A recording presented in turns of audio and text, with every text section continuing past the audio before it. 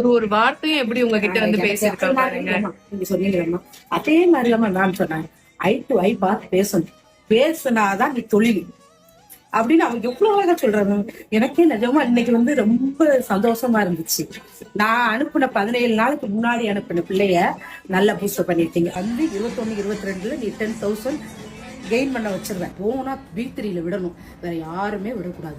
அவங்க எல்லாம் வந்து என்ன சொல்றாங்க, அவங்களோட எக்ஸ்போசரை மட்டும் தான் காமிக்கிறாங்க. ஆனா மேம் அப்படி கிடையாது. சின்ன சின்ன ட்ரிக்ஸ் எல்லாம் வெரைட்டியா காமிப்பாங்க. புது டெக்னிக்கெல்லாம் என்ன வருதுன்னு சொல்லுவாங்க.